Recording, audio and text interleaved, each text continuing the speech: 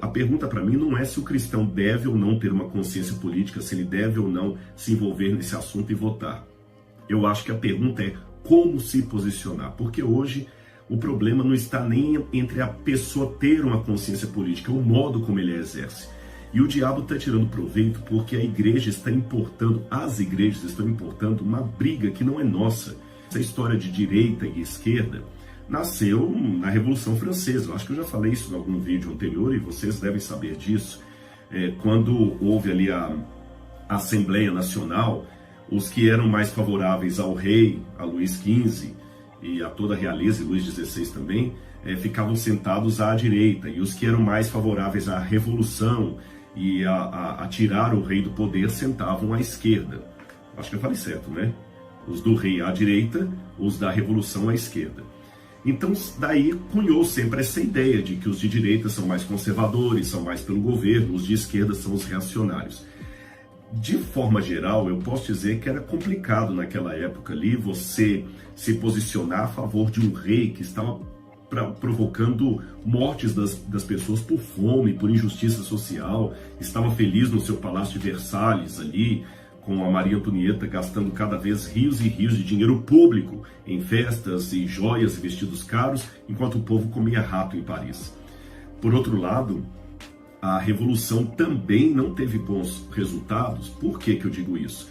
Porque tão logo os revolucionários conseguiram instigar o povo na Revolução, cair a Bastilha, tirar o rei do poder, e guilhotinar o próprio rei, quando os revolucionários assumiram o poder, eles criaram uma ditadura igual ou pior à de Luís XVI.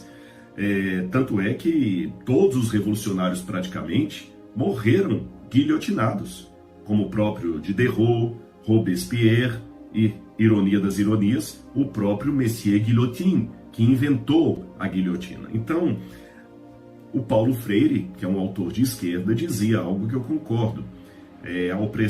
A dinâmica do opressor oprimido. Muitos oprimidos tendem a...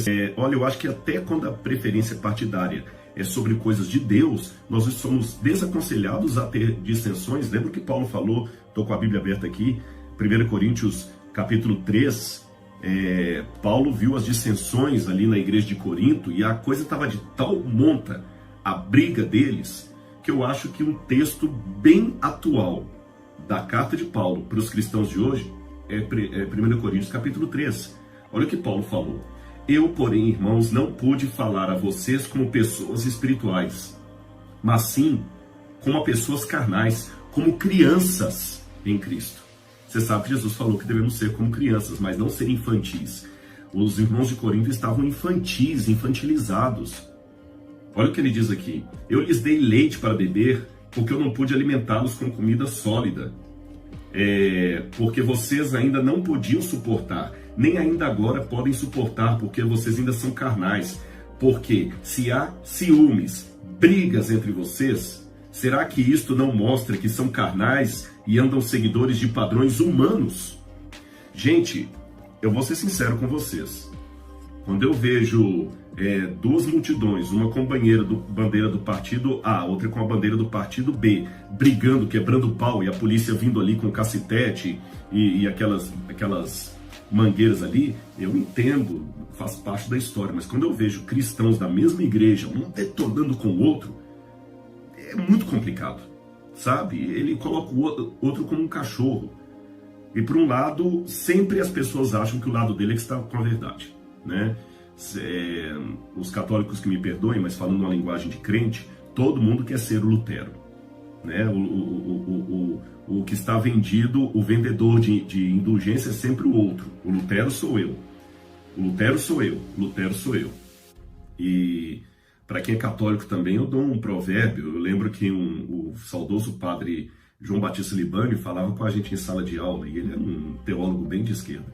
Ele dizia assim, na época de Jesus havia o magistério e os teólogos. Perdão, na época de Jesus havia os fariseus e Jesus. Hoje há o magistério e os teólogos.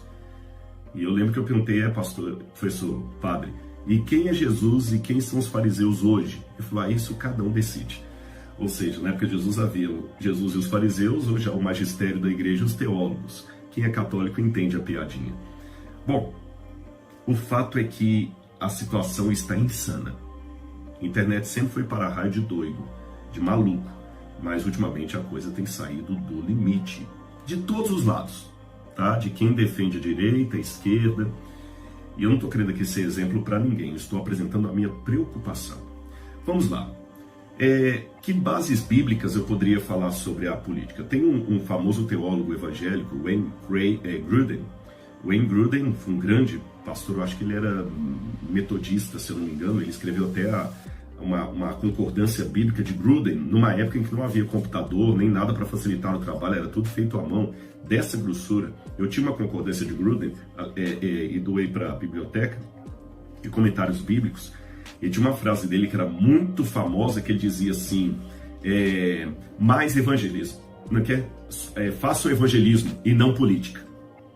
Porque ele era parte de uma corrente protestante evangélica que achava que crente não deveria se envolver em nada com política. Nada, absolutamente nada. Agora, será que a nossa isenção também não é uma forma até de ajudar a alimentar o que está errado? Por exemplo, nos Estados Unidos não é obrigado a votar, então não vou votar, ou no Brasil anulando o voto. Eu acho que pastores e padres deveriam educar mais o rebanho. Educar não significa partidarizá-los, tá bom? Eu espero nesse vídeo que eu consiga educar aqueles que estão me assistindo e não partidarizá-los. Pelo menos é o meu desejo. Bom, então vamos lá. Em primeiro lugar, a gente não pode tanto ir contra a questão dos cristãos se envolverem com política, porque eu vejo exemplos, Paulo, ele usou de questão política para se libertar. Ele falou assim, eu sou um cidadão romano. Vocês vão bater em alguém que é um cidadão romano? Então Paulo se valeu de um direito político, cidadão e político. E eu sei também que a política pode ser uma oportunidade, eu notei algumas coisas aqui, ou uma armadilha. Oportunidades, por exemplo. Olha o papel maravilhoso que fizeram José, Daniel, a rainha Esther, Neemias e Esdras, que estiveram perto de monarcas, de governadores. Olha a influência para o bem. Mas eu sei também que pode ser uma situação para o mal. E alguém fala, Rodrigo, mas a política está tão corrupta que não compensa e tudo. Então a pergunta é, biblicamente, como eu devo agir diante de uma situação corrupta, de uma política corrupta? Vamos pegar um paralelo bíblico? Como eu deveria agir se eu fosse um judeu em Babilônia? Babilônia era muito corrupta, pagã, idólatra, promíscua, tudo de mal que você pode imaginar tinha Babilônia. E quando Jeremias, depois anota aí na sua Bíblia, eu não vou ler o texto para ganhar tempo, mas vou citá-lo, anote aí na sua Bíblia, Jeremias 29, 4 a 10. Jeremias 29, 4 a 10. Jeremias escreve uma carta inspirada por Deus aos judeus que estavam no cativeiro da Babilônia. E sabe o que ele diz? Orem a Deus pela paz da cidade onde eu vou mandar vocês, diz o Senhor. Ou seja, eu, o Senhor, diz a Bíblia, mandei vocês para o exílio da Babilônia. E enquanto vocês estiverem lá, orem pela paz dessa cidade. E sejam bons cidadãos em tudo, até que chegue o tempo em que eu tire vocês da Babilônia e traga vocês de volta para Jerusalém. Ou seja, eu tenho que orar pela cidade. Outra passagem, vamos pensar em Roma. Roma também era muito corrupta, corrupta demais. E quando você vai para 2 Timóteo, 2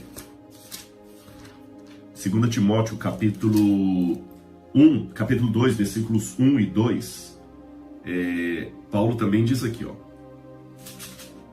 Vamos ver aqui. Deixa eu ver se é 2 ou 1 Timóteo. Só um minutinho. Perdão, é 1 Timóteo, capítulo 2, versículos 1 e 2. Antes de tudo, peço que se façam súplicas, orações, intercessões e ações de graça em favor de todas as pessoas. Orem em favor dos reis e de todos os que exercem autoridade, para que vivamos vida mansa e tranquila, com toda piedade e respeito. Isto é bom e aceitável diante de Deus. Então, aqui já tem uma notinha que eu acho que dá para pegar hoje. Você que odeia o presidente fulano de tal, seja do Brasil, dos Estados Unidos, da Argentina, você ora por ele? Está na Bíblia.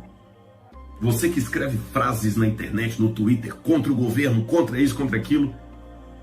Uma pergunta sincera, honesta. Você orou por ele? Você que odeia o PT, orou pelo Lula e pela Dilma quando estavam no poder? Você que odeia o Bolsonaro, ora por ele hoje que está no poder? Se não ora, meu amigo, por mais que você queira falar frases de efeito e citar filósofos na internet, você não está cumprindo o que a Bíblia falou. Eu não estou cumprindo o que a Bíblia fala. Antes de tudo, peço que façam súplicas, orações, intercessões e ações de graça. Orem em favor dos reis de todos que exercem autoridade. Você ora pelos ministros do Supremo?